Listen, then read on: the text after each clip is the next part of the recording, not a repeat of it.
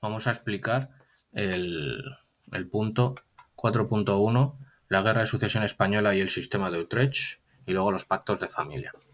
La Guerra de Sucesión Española, que tiene lugar entre 1701, y 1713, se produce por la muerte sin descendencia del último rey de la dinastía de los Habsburgo, que es Carlos II, que muere el 1 de noviembre del año 1700. Ante su muerte sin descendencia, en un primer momento había nombrado como heredero a José Fernando de Baviera, nieto de su hermana Margarita, porque no suponía ninguna incomodidad para ninguna otra potencia. Pero su muerte en 1699 hace que tenga que otra vez replantearse la herencia entre dos candidatos. Por un lado, el candidato francés, Felipe Duque d'Anjou, nieto de su hermana María Teresa, y por otra, Carlos de Austria, el archiduque Carlos de Austria, hijo del emperador de Austria, Leopoldo I, que era hijo de María de Austria, hermana de Felipe IV, y a su vez nieto de Felipe III. Finalmente, y tras 18 testamentos, Carlos decide dejar sus territorios en herencia a Felipe, duque de Anjou. ¿Por qué? Porque Francia en ese momento es la primera potencia europea, tiene el ejército más poderoso y él cree que de esa forma garantizará que todos sus territorios queden unidos en una única herencia.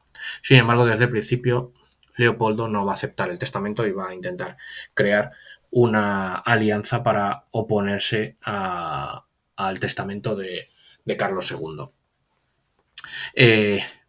Inmediatamente, una vez muerto Carlos II, Luis le dice a su nieto que venga aquí a la península, que venga a la monarquía, a recibir su herencia. Felipe es joven, ha nacido en Versalles y no ha salido prácticamente en su vida del Palacio de Versalles. No conoce nada de su herencia, ni de sus territorios, ni la lengua, absolutamente nada.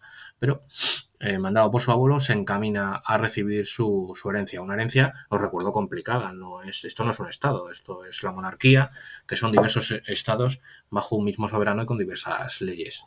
Así que ahí pues se dirige a recibir esta herencia. Entra en la península por San Sebastián y inmediatamente se dirige a Madrid. Y aquí en Madrid se convocan las Cortes de Castilla, que le juran como eso, como rey de Castilla, sus territorios americanos, Filipinas y sus plazas norteafricanas. Pero tiene que recibir el resto de su herencia europea, fundamentalmente. Así que coge un carruaje y se dirige a Zaragoza. Y allí se convocan Cortes y es reconocido como rey de Aragón, no de la corona de Aragón, del reino de Aragón. Coge un carruaje, va a Barcelona, allí es jurado conde de Barcelona, coge otro carruaje, va a Valencia, allí es jurado rey de Valencia, coge un barco, va a Mallorca, es jurado rey de Mallorca, coge otro barco, va a Cerdeña, allí es jurado rey de Cerdeña, coge otro barco, va a Sicilia, allí es coronado rey de Sicilia, coge otro barco, va a Nápoles, allí es jurado rey de Nápoles. Estamos en el año 1704. Ha tardado 4 años en recorrer sus territorios. Todavía le quedarían más. Tendría que ir a Milán y tendría que ir a los Países Bajos. Pero en ese momento se desata la guerra de sucesión. Es una guerra fundamentalmente por Leopoldo, que hace ver al resto de potencias el peligro de la unión entre Francia y la monarquía hispánica. Porque, claro, tanto Francia como la monarquía hispánica son en ese momento las dos principales potencias europeas. Y el resto temen que Felipe IV pueda unir bajo su corona esos dos reinos. Es rey ya de la monarquía, pero es que es el cuarto en la línea de sucesión a la corona francesa. Y en aquellos momentos la muerte es habitual y ser cuarto te da grandes posibilidades de poder terminar reinando. Así que existe el peligro de que pueda Felipe unir en su cabeza las dos coronas. Y claro, unir los dos potencias más importantes del momento no es de gusto del resto de potencias. Y Leopoldo emperador de Austria, consigue la alianza con los príncipes luteranos del Sacro Imperio Romano Germánico, con las Provincias Unidas, con Inglaterra. No es el Reino Unido hasta 1714 y nunca Gran Bretaña. Gran Bretaña es una isla. Esto es Gran Bretaña y esto es Irlanda. Con lo que a esto vamos a llamarla, al principio, Inglaterra hasta 1714. Y Portugal, a la que se le promete Galicia y Extremadura si entra en esta guerra. Saboya también se le prometen territorios. Así que se va a crear una alianza de diversos estados en contra de Francia y la posibilidad de que Felipe sea rey de tantos territorios. Pero es que también dentro de la península va a haber territorios a los que le incomoda la posibilidad de que Felipe sea el rey, a pesar de que ya le han jurado obediencia, y son los miembros de la corona de Aragón. ¿Por qué? ¿Qué temor tienen? Pues tienen un temor a los Borbones. Los Borbones en Francia han uniformizado el país. La historia medieval de Francia es parecida a la de la península ibérica y se crean diferentes entes que, aunque forman parte del reino de Francia, consiguen, vamos a decir, prácticamente autonomía jurídica, legal e incluso de idiomas. Territorios como Normandía, como Bretaña, como Angulema, como el Languedoc, como Borgoña, durante bastante tiempo fueron prácticamente territorios independientes. El rey de Francia, que era un rey pobre que vivía en París y poco más, pues no conseguía someter esos territorios. Va a ser después de la Guerra de los 100 años, cuando se refuerce la figura del rey de Francia y consiga más o menos unir los territorios, pero respetando sus leyes propias, ¿vale? Como habían hecho los austrias aquí. Esto se acaba con los Borbones. El primer Borbón, Enrique IV, comienza a intentar cambiar esto y el que lo va a eliminar por completo es Luis XIV, que prácticamente acaba con los fueros propios de estos territorios, uniformizando, es decir, creando una única ley, un único rey, una única religión para todos los franceses, acabando con esas particularidades que tenían cada uno de esos territorios. Pues eso temen los miembros de la Corona de Aragón, que si Felipe es rey, termine eliminándole sus fueros propios, sus leyes propias y uniformizándoles, porque ellos piensan que la uniformidad no va a ser a favor de Cataluña o de Aragón, no, la uniformidad va a ser a favor de Castilla, que es el reino más importante en ese momento de la monarquía. Y ante el temor a eso, Carlos termina desembarcando en Barcelona y los catalanes deciden jurarle obediencia y le nombran conde de Barcelona. Los aragoneses también, los valencianos y los mallorquines. Van a jurarle obediencia a Carlos. Felipe se va a tomar esto como una traición y las consecuencias las veremos en el siguiente punto. Pero la cuestión es que la guerra de sucesión va a tener como dos esferas, una a nivel europeo y otra a nivel peninsular. A nivel peninsular, al principio de la guerra, los portugueses invaden Castilla, en la zona de Extremadura, incluso intentan atacar Galicia, y un ejército austracista se dirige incluso hasta Madrid, que va bastante cerca. Incluso Felipe tuvo que abandonar Madrid durante un tiempo, pero el ejército borbónico se termina recomponiendo y finalmente, tras las victorias de Almansa, de Brihuega y de Villaviciosa, los Borbones comienzan a reconquistar o a ocupar territorios, más que reconquistar, a ocupar territorios de la corona de Aragón, hasta que finalmente el último territorio que ocupan es Barcelona y entran las tropas borbónicas en Barcelona el 11 de septiembre de 1714. 11 de septiembre. El 11 de septiembre celebran los catalanes la Diada, el Día Nacional de Cataluña, rememorando esa derrota y lo que supuso esa derrota de pérdida, que eso también lo explicaré en el siguiente punto. En Europa, sin embargo, la guerra va a ser favorable a los aliados y los Borbones van a ser derrotados en Europa. Y la guerra se acelera a su fin en el año 1711. ¿Por qué? Leopoldo muere en 1705 y le sucede su hijo José. En Austria existe la ley sálica, solo los hombres pueden reinar. José solo ha tenido hijas, así que a su muerte en 1711 se convierte en emperador Carlos. Y Carlos tiene también un problema para los europeos. Si Carlos, que ya es emperador de Austria, termina también reinando en la monarquía, pues se recompondría el imperio de Carlos V, que tampoco le interesa ni a las Provincias Unidas ni a Inglaterra. Así que se fuerza la firma de la paz y la guerra de sucesión va a terminar con la firma de las paces de Utrecht y de Rastatt del año 13 y del año 14. Según estos tratados, Felipe va a ser reconocido como Felipe V de España, rey de España y de las Indias, pero renunciando a cualquier posibilidad de heredar la corona francesa. Renuncia a sus derechos. Y además también renuncia al resto de sus territorios extrapeninsulares en Europa. A Austria le va a ceder los Países Bajos españoles, Flandes y Luxemburgo, y territorios italianos como Milán, Cerdeña y Nápoles. A Saboya le da Sicilia, luego Austria y Saboya se cambian las islas. Cerdeña se la va a quedar Saboya y Sicilia se la va a quedar Austria. Y el Reino Unido, a partir de 1714 ya podemos hablar del Reino Unido, el Reino Unido obtiene Menorca y Gibraltar. Y dos derechos económicos. Uno es el navío de permiso. El navío de permiso es romper el monopolio comercial español con sus colonias americanas. Hasta ese momento solo productos españoles podían ser vendidos en América.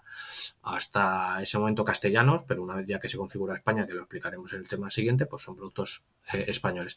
Pues el navío de permiso rompe esto. Se le concede al Reino Unido el permiso a comerciar de forma anual cada año y puede llevar un barco de 480 toneladas de productos británicos para vender en las colonias españolas. Y luego el asiento de negros se le concede al Reino Unido el monopolio de venta de esclavos negros también en las colonias españolas. Los españoles desde la época de los Reyes Católicos tienen prohibido mercadear con negros, no pueden ir a África a coger negros y venderlos en cualquier sitio.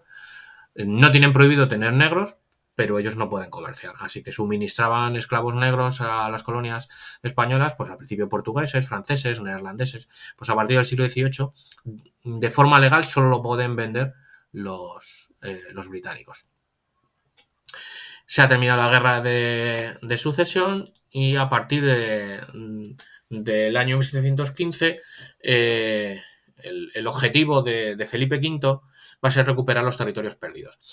Hay que decir que el Tratado de Rastatt, que es donde más pérdidas hay, de Utrecht, lo firma Luis XIV.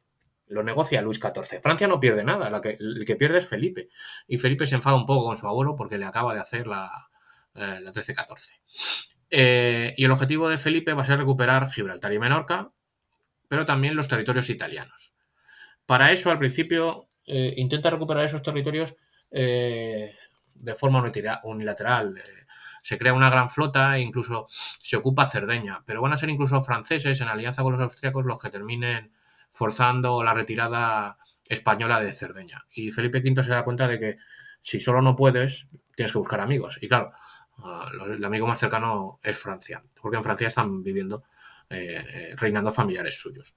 Así que España, en el siglo XVIII, va a tener una política exterior muy vinculada a Francia. Son los conocidos como pactos de familia. Pactos de familia porque existen borbones en las dos cortes, tanto en París como en Madrid. El primero de los pactos de familia se firma en 1733. Es un pacto secreto conocido con el nombre de Tratado del Escorial, donde se acuerda el respeto de las fronteras mutuas que tenemos en los Pirineos fundamentalmente y la participación española en la guerra de sucesión polaca a favor del candidato francés. Se termina ganando esa guerra y como consecuencia de esa guerra la corona española obtiene los territorios de Nápoles y Sicilia, pero con la condición de que esos territorios no pueden formar parte del Reino de España. Así que se busca un soberano dentro de la familia real española. Y Felipe V, en primera nupcia, se había casado con María Luisa de Saboya. Con ella va a tener al que va a ser su heredero, Luis, que reinará 9 meses por abdicación de Felipe V. Felipe V es un rey muy deprimido, no le gustó nunca España, no le gusta, y va a tener incluso periodos de locura, etcétera. Pues durante un tiempo se creyó rana y croaba y saltaba por los jardines del Palacio de la Granja. Se sabe que tuvo épocas de defecar por los pasillos en palacio, etcétera. O sea, un señor raro, y en 1724 decide abdicar en su hijo Luis. Luis va a reinar en España entre enero y septiembre de 1724, pero muere por unas fiebres, sin descendencia, y en el lecho de muerte Felipe le hace firmar un papel que devuelve a él la corona, porque supuestamente el que tenía que haberle sucedido es su hermano, pero vuelve la corona a Felipe, por eso reina hasta el año 46. Va a tener otros 2 hijos que mueren, uno en el parto, a los 2 le pone el mismo nombre, que es curioso, Felipe Petro, y el otro muere con 7 añitos. Así que es el siguiente hijo, el cuarto, el que va a ser el heredero desde el año 1724, el heredero al trono. Así que no puede recibir Nápoles y Sicilia. Una vez muerta María Luisa de Saboya, Felipe se casa en segundas nupcias con Isabel de Farnesio, que siempre quiso que sus hijos heredaran el reino de España, aunque no podía, porque había uno por delante, y su hijo mayor, Carlos, es el que va a recibir Nápoles y Sicilia. Supuestamente los hijos de Fernando serían los que recibirían España, pasa que luego no tuvo hijos Fernando. Y Carlos va a ser rey de Nápoles desde el año 1738 al año 1759, 21 años. Durante su reinado, por ejemplo, se descubren Pompeya y Herculano, allí en Nápoles. En el año 59, una vez muerto su hermano, a Carlos tiene que elegir seguir siendo rey de Nápoles o ser rey de España, y decide ser rey de España. Pero en un primer momento él no tenía que haber sido rey de España, así que recibe en herencia esos territorios de Nápoles y Sicilia. El segundo pacto de familia, 1743, 1733, 1743, por tanto, fácil de recordar. ¿Vale? Se firma el segundo pacto de familia llamado Tratado de Fontainebleau, no confundir con uno que luego explicaremos en las guerras napoleónicas. El objetivo de este pacto es hacer frente a la flota británica y, sobre todo, participar en la guerra de sucesión de Austria, 1743-1748. La victoria es para los Borbones otra vez y se firma la Patria Grisgán, y por ella la corona española recibe 2 territorios en el norte de Italia, Parma y Piacenza, pero con las mismas condiciones que cuando había recibido Nápoles y Sicilia. No pueden unirse al Reino de España. Así que se decide otra vez tirar del árbol genealógico y se elige al siguiente chico que queda vivo, que es Felipe. Felipe, hijo de Felipe, llamado a partir de ese momento Borbón y Parma. Este Felipe va a ser el duque de Parma y de Piacenza. Es decir, ninguno de los territorios que se obtienen van a unirse a España, sino que van a crear estados independientes. El tercer pacto de familia ya lo firma Carlos III como rey, lo firma en 1761, y por él se entra en la Guerra de los 7 años, una guerra entre el Reino Unido y Francia, que entra España ya casi al final, en el 61, pero termina con la derrota franco-española. Se firma la Paz de París y por él se tiene que devolver Menorca al Reino Unido, Menorca que había sido conquistada por los franceses, se le tiene que devolver al Reino Unido, y España tiene que ceder Florida, la península de la Florida, al Reino Unido, y la colonia de Sacramento, lo que hoy llamamos Uruguay, a Portugal. A cambio, Francia, que ha perdido prácticamente todos sus territorios americanos en esta paz, por ejemplo Canadá, lo pierde lo que hoy llamamos Quebec, lo pierde en este momento, los territorios del lado del Mississippi, solo le queda un pequeño territorio al sur del Mississippi, la desembocadura, llamado Luisiana, en honor a Luis XIV. Pues esa Luisiana, con capital en Nueva Orleans, va a ser cedido a España en compensación por las pérdidas territoriales que había tenido en esa guerra.